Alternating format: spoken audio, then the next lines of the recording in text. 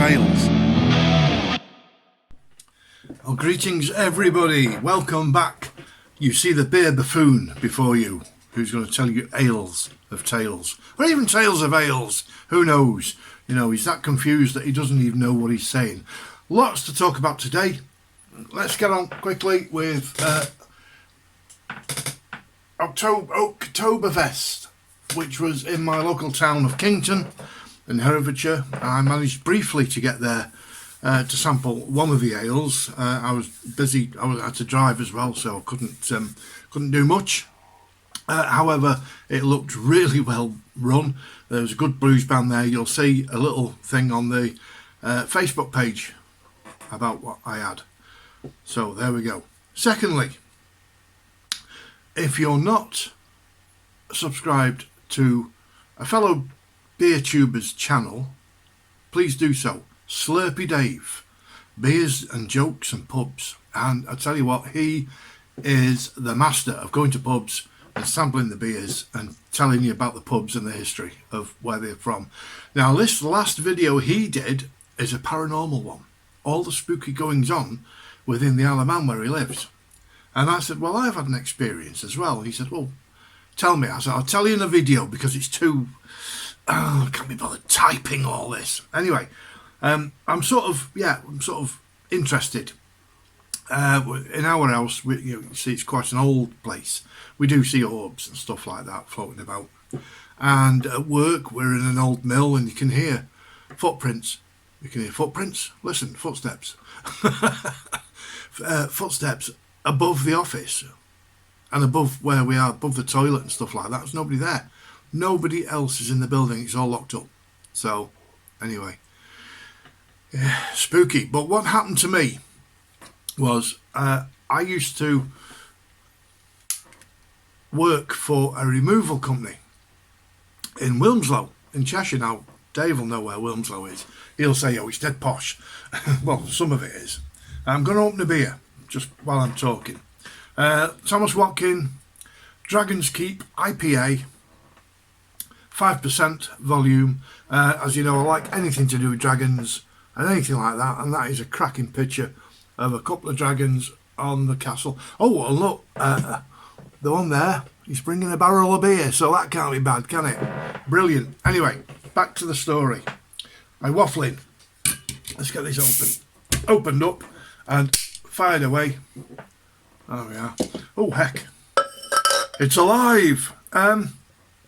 Yeah, I used to work for a removal company in Wilmslow. Blimey, look at that. That is, phew. I'll let that settle. And, right, we're getting there. Third time lucky. Yeah, be patient. We moved a pub out. The landlord was moving out of his pub. This was the Georgian Dragon in Wilmslow. Now, Cheshirites and Wilmslowites will know this place. It's no longer a pub, sadly, but it's a very old pub, right next to a church, St Bartholomew's, I think it was, and reputed to be haunted. And I'm thinking, well, you know, load of rubbish, don't believe in it. I was only, 18, 19, something like that back then.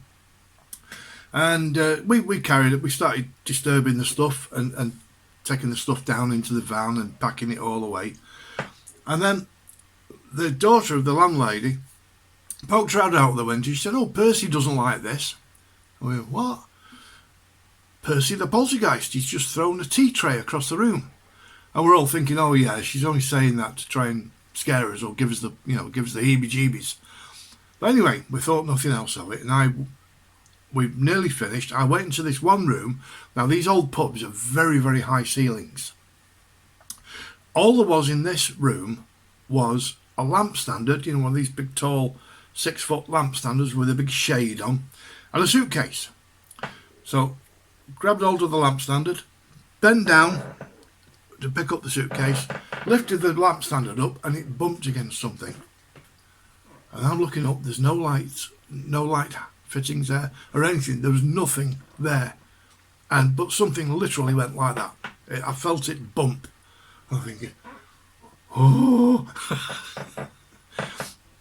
And I sort of scurried downstairs and I told this to the lads, and he said, oh yeah, you're having us on. No, I wasn't. It actually happened. So there was supposed to be a poltergeist in that pub. So whether it's true or not, I don't know. I'm sort of on the fence. Me and Vic, we like watching the paranormal stuff on the TV. Oh, just to get a glimpse of what might be. Who knows? Anyway, that's not paranormal. That's blooming real. That is. Look at the state of that. This is an IPA, 5% from Tomos Watkin in where are they? I have forgotten. I have told you once.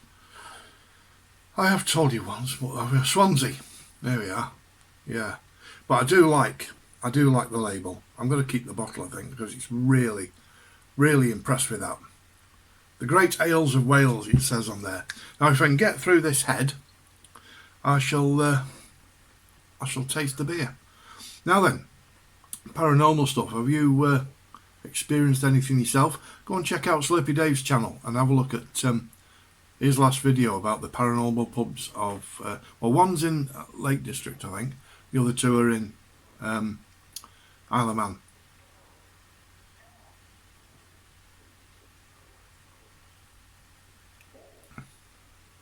Ooh. Ow. That's a bit sharp. That's not quite a smooth taste as I would have thought. It's quite very, very sharp on the tongue. Very sharp on the mouthfeel, that is. No smoothness about it. Well, it's smooth because it's liquid. But the taste-wise, it's quite bitter as well. So I find the sharper it is, the more bitter it is. So, but you can tell it's an IPA.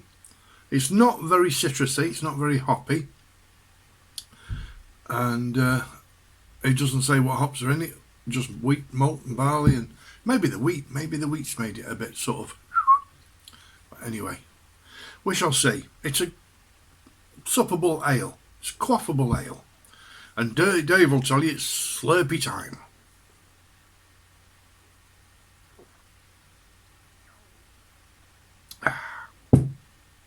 Lovely.